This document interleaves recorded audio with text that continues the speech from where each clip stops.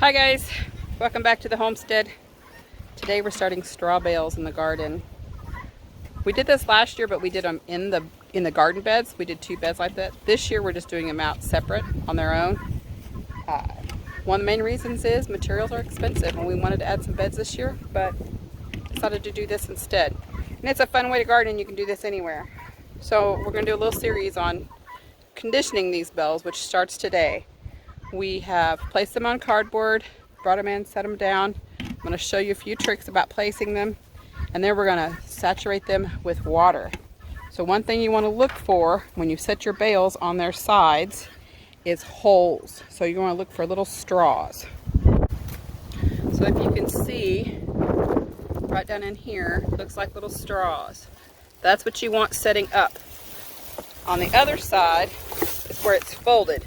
You see, you can't see any straws, so then you can't get stuff through there. But these little straws will help you get your water and your minerals and nutrients and fertilizer and all that down inside. So now we're going to just pour water.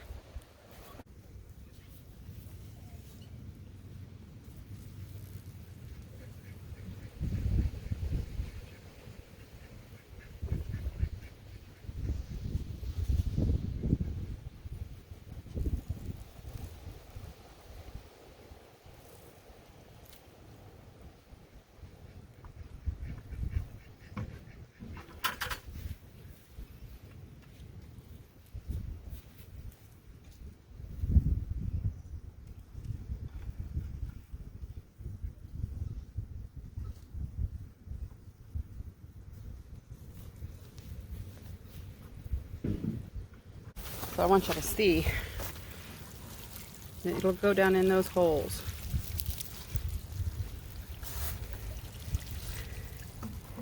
Soaks it right up. Yep. I mean, you're going to have water coming out the bottom, and that's okay.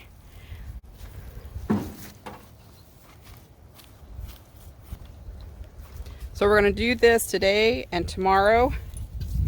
We're also supposed to get some rain tonight, so that will actually be a benefit. We've got 3 more bales down here that we're going to do. And then, like I said, we'll do this again tomorrow. Get them good and saturated. And then we will start adding in fertilizer and other things. And I'll show that to you as we go. It's really just running out the bottom of that one. Yep, that's fine. That's all right. That happens. I mean, you want it to go all the way through, so you know you're getting it to the bottom when it's coming out that way. Hi, ducks. Hi, ducks.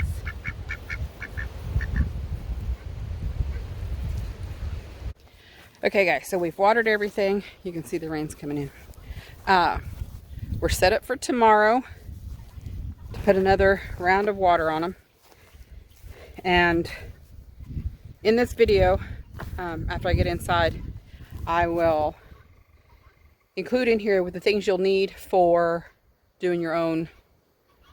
So I'd like to do this on a daily basis, post daily what you're doing as I do it, so that you can follow along and do your bales kind of as we go.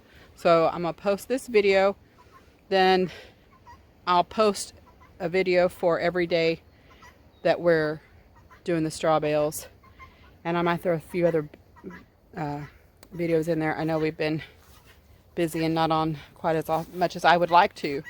As you can see, I got buckets ready to go for tomorrow. I got 1 in each bale. So tomorrow all I have to do is come down and pour water. We do haul our water. For those of you who are new here or haven't been here before or didn't know this, we are totally on a Rainwater Catchment. So all our water is hauled from up there. Get the camera around here, but on the other side of the trailer is our Rainwater Catchment for the house, and we have a first flush barrel and a 275 gallon IBC tote overflow, and a couple other barrels that we fill as the first flush needs to be emptied, which is what Chris is doing right now. And so we use all that water for the garden, all the overflow water, all the extra water for the garden. We are working on putting in a system here, but it's just not here yet. You know, time is just not long enough. We need more sunlight, longer days, and more money because materials are expensive right now. So our plan is to do some 5-gallon buckets at each of the raised beds with drip irrigation. We're going to try that out and see how it works, and I'll bring y'all along for that. But as you can see, buckets are ready for tomorrow, and I'm going to go get another round of water for the other for the other bales that I have down here, and then I will add on to this once I get in the house and read to you guys, because I can't remember off the top of my head. I know you need Azomite, urea, fertilizer, and there's a couple other things you may find you need. So we'll add to that here in a moment. Okay guys, I told y'all I would let you know what all you needed to have to do the straw bales. So we use urea because that's what I found the most success with locating. You can use any high nitrogen fertilizer that does not have like herbicides or pre-emergence or any kind of controller in it. Also, don't use a slow release formula because obviously it's slow release and it will take too long to get your bales ready.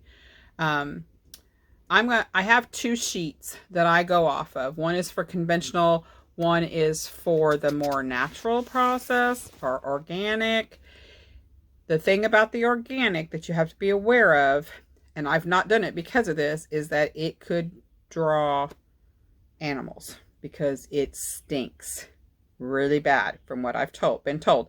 Again, I've not done it, so I can't tell you for sure how bad it stinks, but my understanding is it stinks. I'm going to try to link these 2 sheets in the description below because it gives you step by step what you need, the chart for conditioning, the days, what you do every day.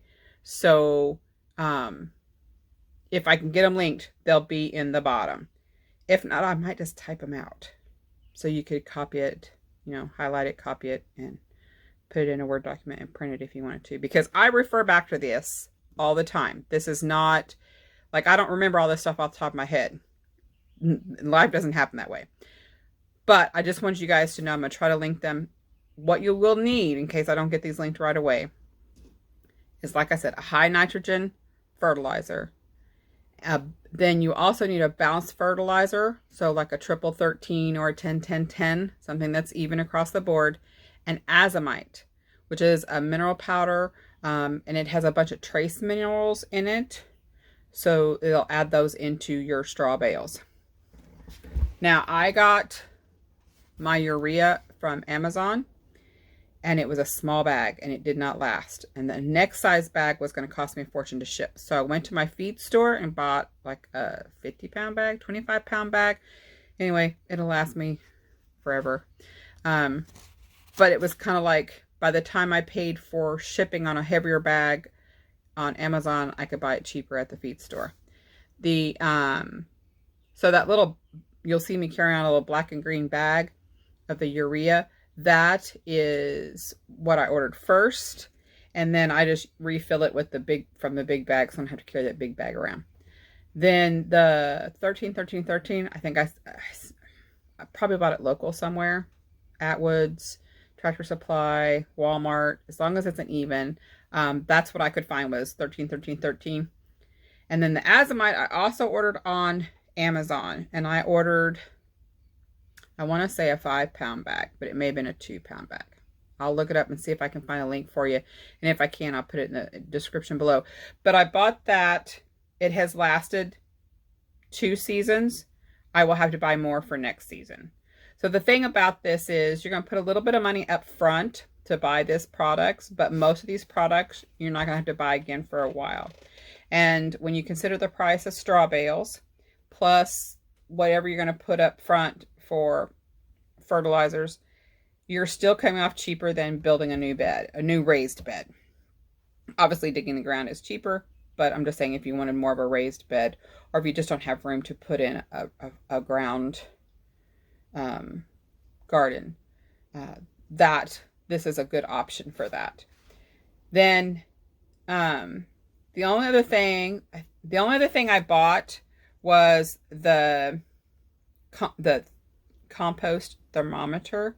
And I didn't buy that till this year. I did not use it last year. I just kind of stuck my hand in, checked to see how warm they were. Wasn't too hot for my hand. It was warm, and then it was cool enough to plant in. And I'll talk more about that later in the series. But I just wanted you to know the items you would be needing and where I got them. I got the thermometer off of Amazon as well, and I'll try to put a link below of everything that I used that I got off of Amazon. Some of it you may be able to find it locally, and I would obviously shoot for local first, but it just doesn't always work out. I'm lucky that I have a feed store that's close by that carries some odd stuff, so they had the urea. The other thing to consider is you'll need cardboard.